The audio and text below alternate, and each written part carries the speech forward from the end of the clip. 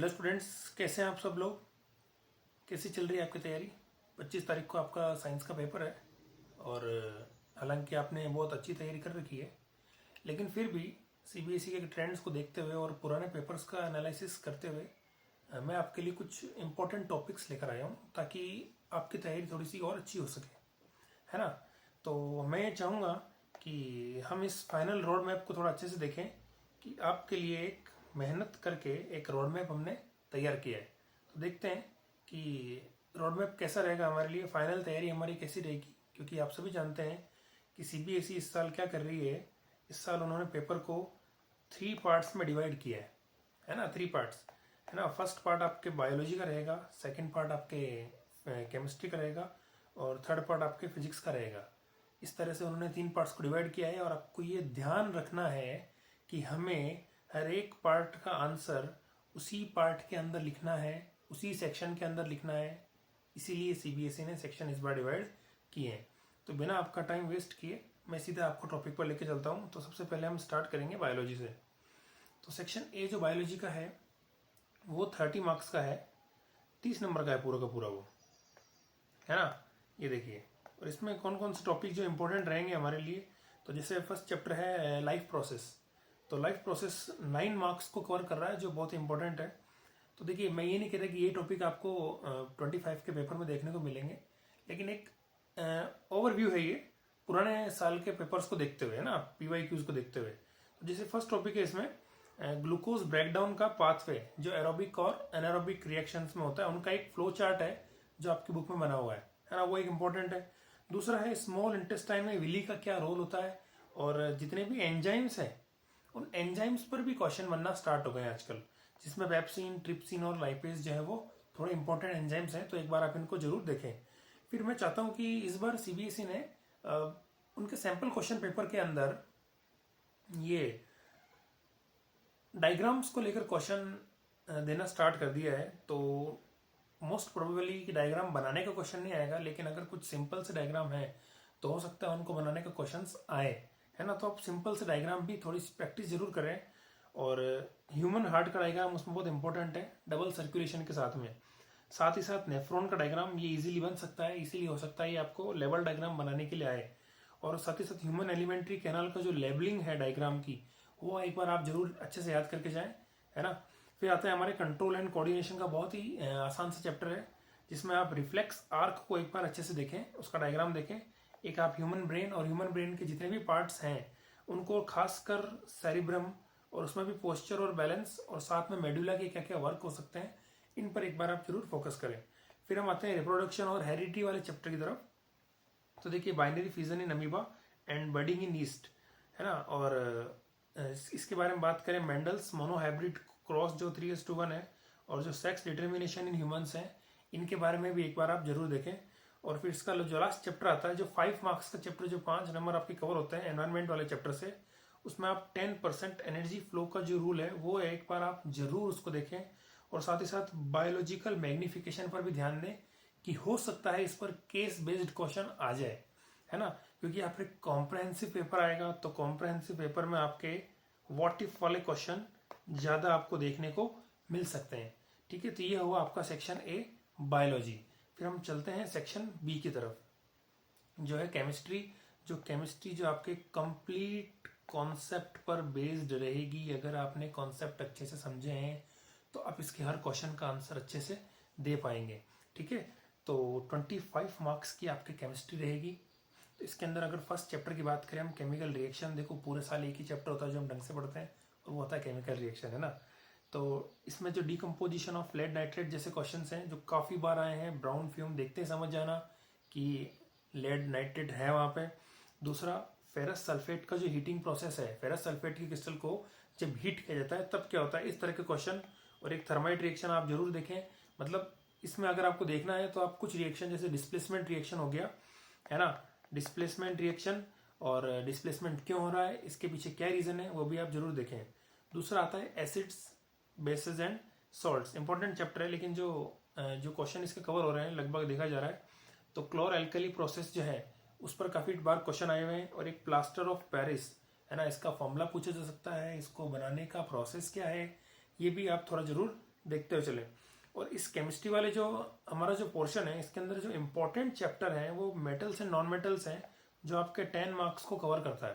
तो इसके अंदर आप देखो, देखना तो सब कुछ ही है जो आपने पूरे साल देखा है, लेकिन फिर भी हम चाह रहे हैं कि लास्ट टाइम प्रिपरेशन में हम थोड़े से टॉपिक्स पर अगर फोकस करें तो एक तो रोस्टिंग हो सकता है, एक कैल्सिनेशन हो सकता है, दूसरा एम्फोटेरिक ऑक्साइड्स, भाई ऐसे ऑक्साइड्स जिसमें एसिडिक नेचर भी है और बेसिक नेचर भी है ना, वो एम्फोटेरिक ऑक्साइड, फिर रस्टिंग का प्रोसेस और उसका जो गैल्वेनाइजेशन है उसका प्रोसेस भी आप एक बार जरूर देखें।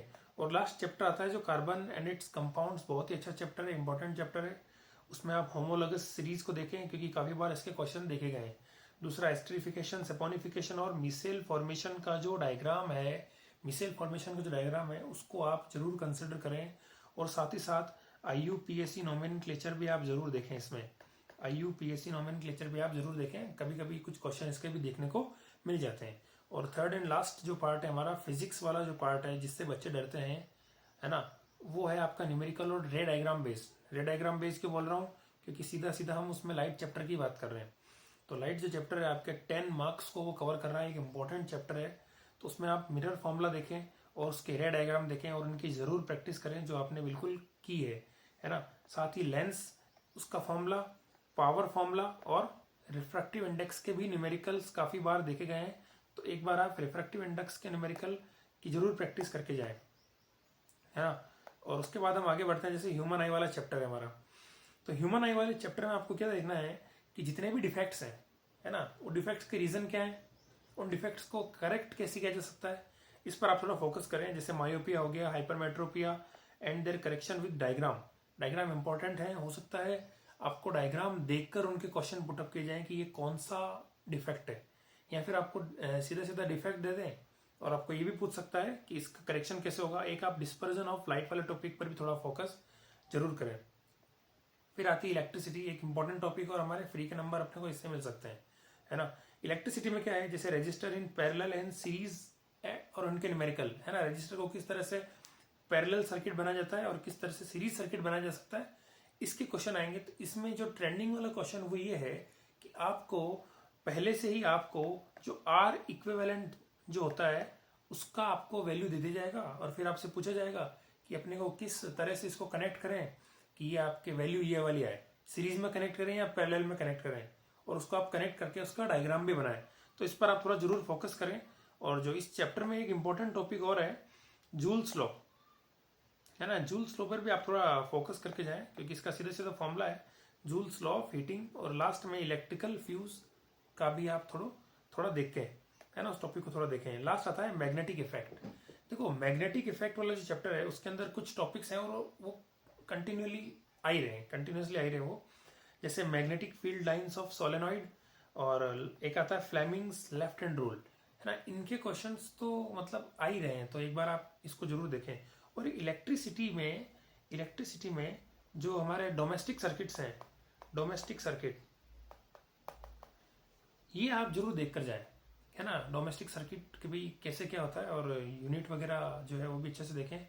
और लास्ट में आपसे यही कहना चाहूँगा कि हम चाहते हैं सभी कि हम 95% स्कोर करें, है ना, साइंस में। और कोई बहुत बड़ी बात नहीं है, हम उसको स्कोर कर सकते हैं अगर हमारी एग्जाम की स्ट्रेटेजी बिल्कुल सही रहे। इस बार आपके लिए पेपर जो 3 पार्ट में जो डिवाइड आ रहा है, PCM है, फिजिक्स केमिस्ट्री और सॉरी PCM नहीं, PCB, है ना। देखो मैथ्स का स्टूडेंट हो ना तो वो M निकल जाता है ना। PCB, फिजिक्स केमिस्ट्री और बायोलॉजी। CBSE ने बिल्कुल स्ट्रिक्टली अपना नोटिस जारी करते हुए कहा है उन्होंने कि आप जिस सेक्शन का आप क्वेश्चन सॉल्व कर रहे हो, एक बार सॉल्व करना स्टार्ट कर दिया, आप उसी में चलें, आप उसको चेंज ना करें, है ना। तो मैं आपसे यही कहूँगा कि अगर आपको साइंस का कोई क्वेश्चन नहीं आता है तो आप उसकी जगह छोड़ दें और आगे बढ़ें, है ना। जगह छोड़ दें मतलब आपको आइडियल पार्ट उसका छोड़ना है कि भाई कितने मार्क्स का क्वेश्चन है उसके अकॉर्डिंग आपको लाइन्स छोड़नी है और आप आगे बढ़ जाए, है ना। कॉम्पिटेंसी क्वेश्चन ज़्यादा आएंगे आपके, 50% क्राइटेरिया रहेगा, व्हाट इफ टाइप के क्वेश्चन आपके ज़्यादा आएंगे, तो आप रटने की जगह कॉन्सेप्ट पर थोड़ा फोकस करें। और एक केस स्टडी आपके 12 मार्क्स की आएगी, मतलब आपके 4 मार्क्स की 3 केस स्टडी आएगी, है ना, सेक्शन E के अंदर।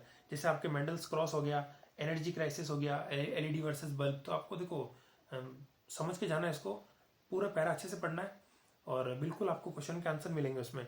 फिर है कि आपका जो प्रेजेंटेशन है वो आपको बहुत अच्छा होना चाहिए। आपकी कॉपी का प्रेजेंटेशन ऐसा होना चाहिए कि एग्जामिनर आपकी कॉपी को देखकर इंप्रेस हो जाए पूरी तरह से, है ना। उसको नंबर काटने की उसको कहीं भी जगह नहीं मिलनी चाहिए। जैसे प्रेजेंटेशन आपको कैसे करनी है कि आप अंडरलाइन कीवर्ड्स को अंडरलाइन करें, है ना। जो भी उस क्वेश्चन में कीवर्ड्स है, जो जो हमारे आंसर का मेन मोटिव है, उसको अंडरलाइन जरूर करें, है ना। और जैसे आप फिजिक्स की बात करें तो उसमें यूनिट्स जरूर मेंशन करें, क्योंकि यूनिट्स मेंशन नहीं करने पर आपके मार्क्स काटे जाएंगे। दूसरी बात कि इसमें स्टेप्स के नंबर आपको मिलेंगे, स्टेप्स के मार्क्स आपको मिलते हैं। तो आप ध्यान रखें, अगर आपको पूरा आंसर नहीं आ रहा है तो आप उसके स्टेप्स जरूर लिख दें, है ना। मान लो आपके लास्ट में आपको कुछ आंसर नहीं आता, लेकिन कभी कभी बच्चे क्या करते हैं, इसको छोड़ देते हैं। तो हम इसको छोड़ना नहीं है, पेपर में कोई भी क्वेश्चन हमें छोड़ना नहीं है, हमें उसको अटेम्प्ट करके ही आना है। पेपर अच्छे से पढ़ें। हो सकता है आपको फिजिक्स वाला सेक्शन अच्छे से आता हो तो आप उसको अच्छे से सॉल्व कर पाएंगे, हो सकता है केमिस्ट्री वाला अच्छे से आता हो तो आप उसको अच्छे से सॉल्व कर पाएंगे। तो पेपर पूरा पढ़ने पर ध्यान दें, है ना। पेपर आपको पूरा पढ़ना है, ऐसा नहीं कि हमने आया नहीं हमने गोली मारना स्टार्ट कर दिया, नहीं। आप उसको अच्छे से पढ़ें, तभी आप उस पर अटैक कर पाएंगे, तभी हम 95% जो है वो स्कोर कर पाएंगे, है ना। अपने पेरेंट्स को ध्यान में रखते हुए आप अपना पेपर सॉल्व करें। और मेरी यही सलाह है आपसे, एकदम शांत रहें और अपना पेपर अच्छे से सॉल्व करें। Okay, all the best for your exam. Thank you.